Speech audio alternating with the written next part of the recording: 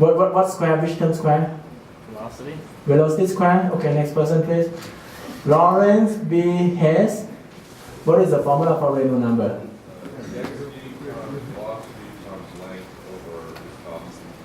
Rho V d over mu. Yes. No square, okay? No square. Rho V d over mu. So, when we have pressure drop, for gas case, temperature also drop. When temperature change, density change. Density change, temperature change will cause the viscosity to change and cause the density to change. So this means it's a lot more complicated. When temperature drop, everything change, fluid property change, and it keep moving. So if we really want to do the calculation for the gas flow in the pipe and calculate pressure drop, we may have to calculate pressure drop on a short section. Hey, what is the pressure drop? And what is the new temperature and new pressure? And we discretize it into small section and do that. And it gives you some number. Another way of doing it is use a chart. Use this chart, figure 5, and it's a lot easier. So get that number from the chart, then we can calculate delta P. Done. Very easy, right? Is it? This one from the chart, LE, we already know it. We solve it a little bit, then we can roll it up. Let's do one example so that everything is clear. This example, you are asked to design the line heater by just considering the pressure drop and the maximum working pressure in the line heater. What is the smallest coil size to be used for 3 million standard cubic foot per day? You reset? Okay. For 3 million standard cubic foot per day, where pressure drop is less than or equal to 20 psi. So we just consider the pressure drop. How do we do the pressure drop in the coil? The maximum shut-in pressure is given as 3000 psi G. Do not use special order in a large quantity. Don't use grade C. So basically, when you have Silva's textbook, we get the chart. Step number 1. So this chart is in the textbook after you download it. Okay. 4 or 5 years ago, we asked everyone to print the whole book, but that may consume too much ink, so I use a closed book exam instead. Okay, closed book exam so that you don't have to sit all day long. If you don't know, you just go home. Just that easier. Okay, I give the table. In the table, it has nominal pipe size, and it has wall. Nominal wall, the thickness of the wall. STD, that is, Mr. Bula, what is STD? Schedule 40 or schedule something else? STD, that is schedule 40. XS is 80. XXS is schedule 160. Thicker and thicker and thicker. Okay, when we put more S, it's thicker. For this chart, we know that 3000 psi. Anything that can withstand the pressure less than that, we don't use. Look at this. 2300. Delete this. We don't want it. 2600. No, we don't want that. 2260. No, we don't want that. And we don't want any of this. Okay? So basically, we cross this case based on the pressure. Okay? Next step. Use the chart. So I think in one of last year homework, we have to do this. When I use the chart, the part that is left, 1XS, 2XS, 2XXS, this chart in the Silva's textbook. In the homework, I don't think the chart is given. So you need to download the textbook and open the right page or something. The chart is in the textbook. Maybe I will ask Arya to see what you want to do. Do we want to provide the chart? In the exam, the chart will be given for sure. Otherwise, you cannot do it. So when I open the chart has the top portion and bottom portion. I make it larger. So this axis is pressure drop. delta P1 square minus delta P2 square per 100 foot. And the vertical axis is flow rate. Okay, flow rate in millions standard cubic foot per day. So I go to 2xx. I need to consider 2xx and 2x, right? So those are the case. So for the case of 2xx, and I start with 3 million. Okay, here's my flow rate. This is 3 million flow rate line. I want to know what is the pressure drop for each case. I want to know, hey, what is the pressure drop for this case, this case, this case, this case, and these two, and these two, and that. It's how much? So once I get the pressure drop for every cases, then I can tell if it is between 5 and 20 or not. Right? That's the idea. Step number 1, cross out anything that doesn't have a good pressure rating. Step number 2, calculate pressure drop for each. Very easy. How do I calculate pressure drop for each? Okay, 2x, I have the dash line. Look at this dash line. It's very clear. Anything that is above, read up. Anything that is below, read down. Okay?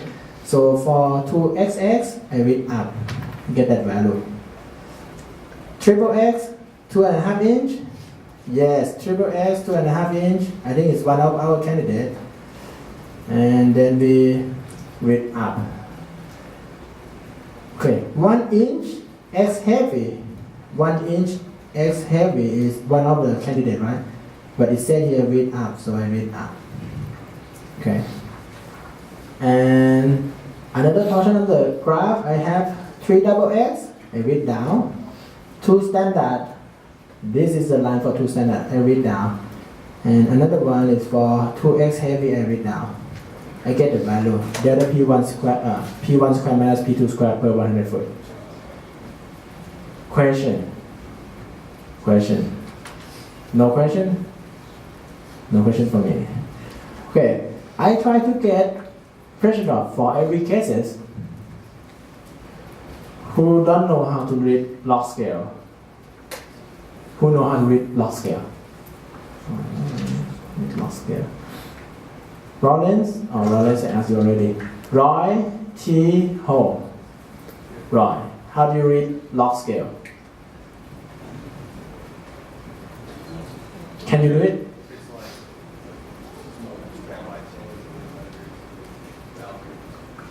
Do we have 0 in log scale? No, we don't have 0. We have 10 to the power of 0. Okay? Log scale means it is linear in the log scale. So we have same gap. And we go from 10 to the power of 0 to 10 to the power of 0.1, 10 to the power of 0.2, 10 to the power of 0.3, all the way to 10 to the power of 1. And look at something here.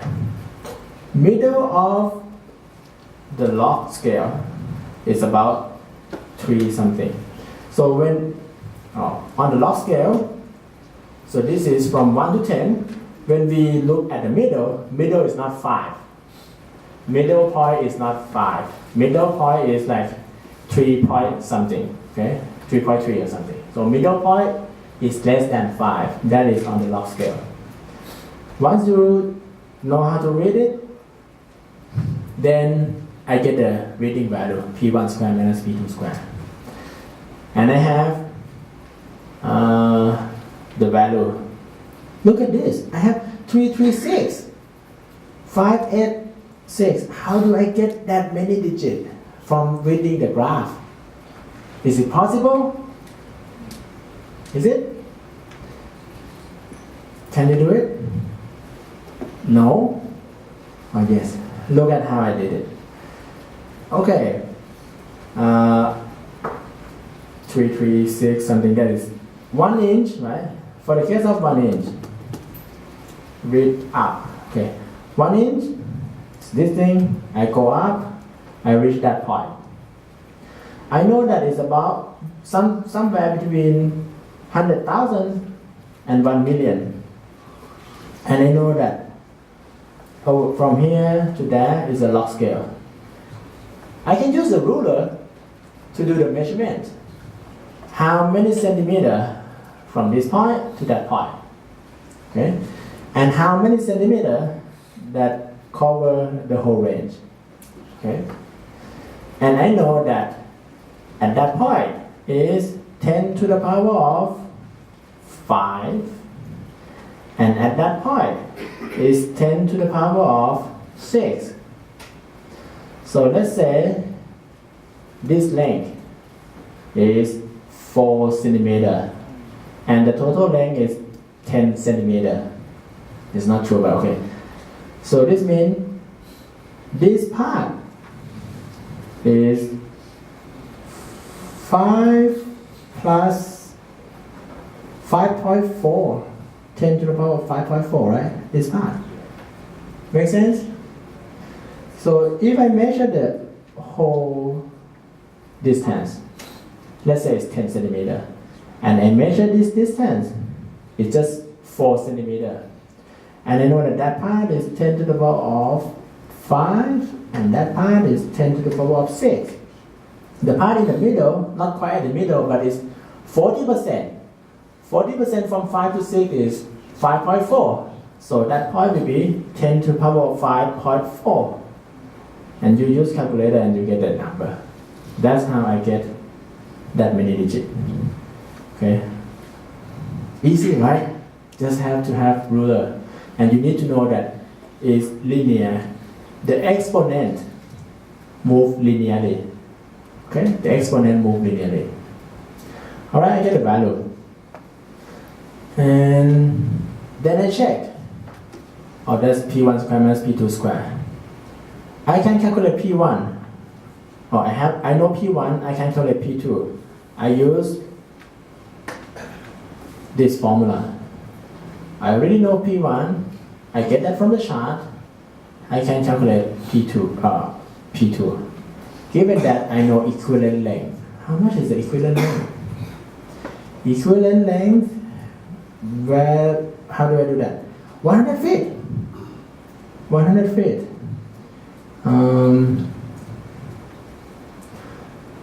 So, no question about how to get P1 square minus P2 square, right? Let's talk about equivalent length. Okay, equivalent length come from table 5. Table 5 is not, that's table 1. Table 5 is this table 5. Table 5 will tell me, hey, for that tube size, what is the equivalent length? Equivalent length of pipe for the pressure drop calculation. So if I have 1x, equivalent length is going to be 93 feet, right? If I have 2 inch, the equivalent length either for x or double x, equivalent length is 100.3. So equivalent length comes from a table. Okay? What is the concept of equivalent length? Roy T. I asked you already. Okay, next. Or I should do this randomly. Who wants to answer any of this? Concept of equivalent length. Look at this. Big pipe has more equivalent length. Do you notice that? It doesn't matter how thick, but when the pipe becomes bigger, the equivalent length go up. Okay, equivalent length go up. Derek O. N-W-A-N-E-T-I. Are you here in the class? Hey Derek, have you know anything about equivalent length before this class? No. No, certainly not. What is equivalent length? What do you think it is? It's equivalent to what? Just It's equivalent in terms of weight. pressure drop. Yes, correct. Yeah, what was the name? Derek. So equivalent length is equivalent in terms of pressure drop. This means if I have 2-inch pipe, 100 feet, I will have the same pressure drop for the case of 1-inch pipe, 93 feet. Okay? Make sense? When the pipe gets smaller, pressure drop per unit length is more. So that's why we need it shorter so that it have the same pressure drop as in other case. If I have pipe very big, what happens? Pressure drop per unit length is less, right? Big pipe has a little pressure drop. So this means for the big pipe to have the same pressure drop as in the case of a small pipe, it has to be longer.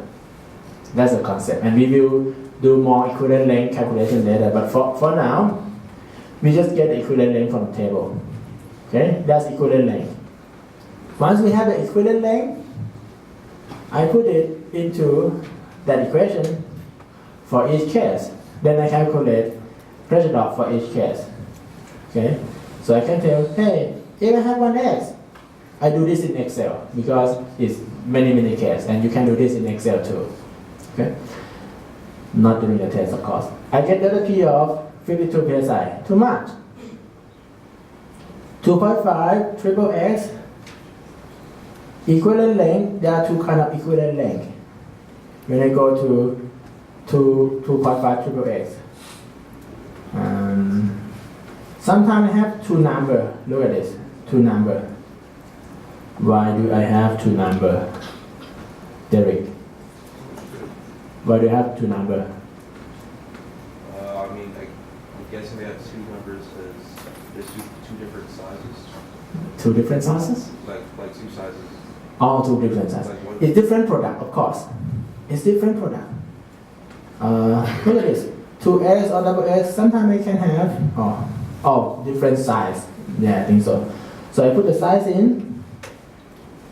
Okay, next. Madina intake Bayeva. Based on this, which one do you select? See this DP, we want it to be between West Madina. Okay. We want it to be between 5 and 20. So this case is not in between 5 and 20. This case is not in between 5 and 20. And you have a couple cases left. Which one do you select? Which one? Based on this hint.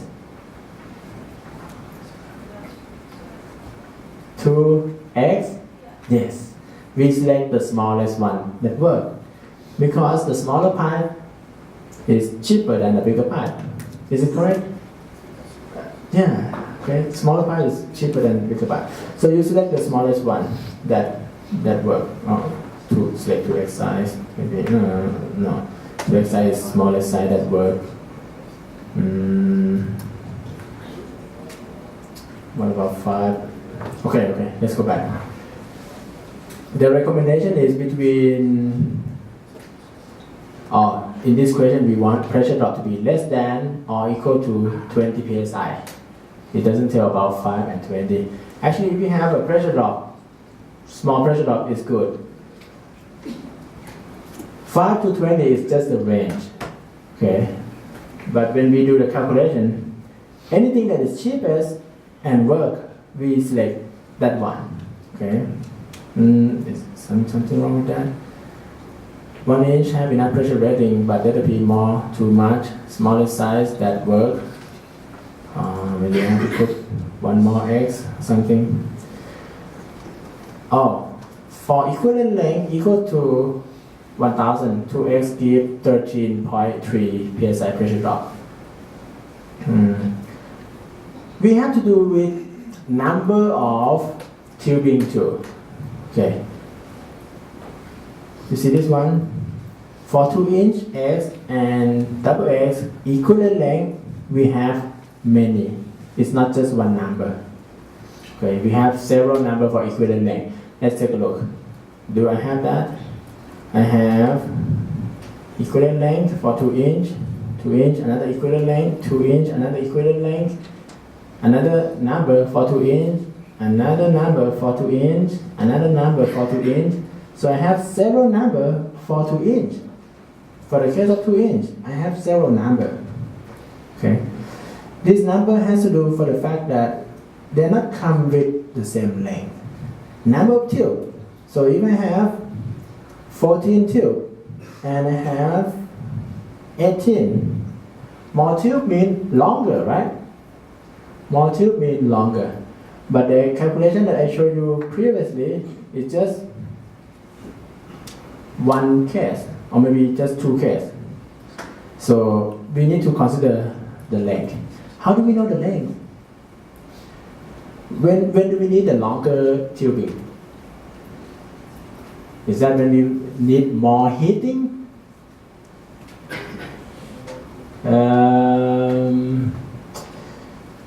Okay, let's move on. Question. No more question yet. So basically, we have multiple answers. Okay. Why do we have multiple answers? Because we have not do any other calculation yet.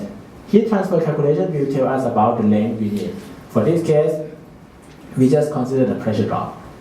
So when consider the pressure drop, we can select, okay, maybe this one or several other ones. So we do calculation for different cases and then we do heat transfer next. But we know for sure which one is too small. But we may not be able to select anyone yet. We just know, okay, 2 inch may work, just that.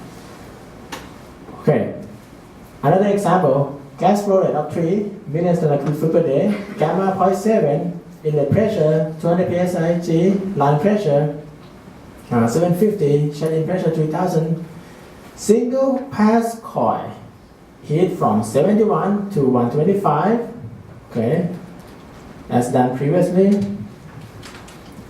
From table 1, 2x heavy should be used, smallest pipe that can withstand the shut-in pressure.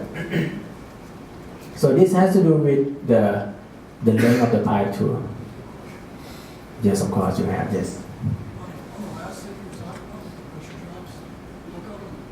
So like, you have the smaller pipe has a less pressure drop than one of the bigger pipes too, I guess. Oh, look at this one. Because the equivalent length. So S standard, this one is about like 3 times more. So the pressure drop is like 3 times more.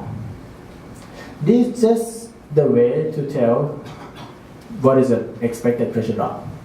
We need to use this information in add with the heat transfer calculation. We haven't done the heat transfer calculation yet, right? But just this, we can tell which one is too small. So anything that is more than 20 is bad. Anything that is less is okay.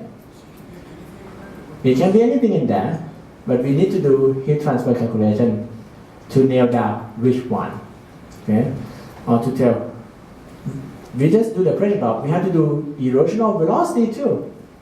Right? We have to do erosional velocity. We haven't done that. If the pipe too small, maybe it moved too fast and it erode the pipe. So we can tell which one doesn't work, but to tell which one works, we need to do heat transfer calculation and erosional pressure drop calculation. Okay? So for now, all this work. And we can tell how long can it be. Can we? If it is too long, some of them, number of tube. Okay, look at this. Some of the pipe, some of the model come with 24 or 30 or 38. So if we have more tube, of course we have more area for the heat transfer. It will spend more time, spend more time in the pipe, right? So it can have more heat going in because it has more surface area. But we also have more pressure drop. Okay? We need to know how long do we need.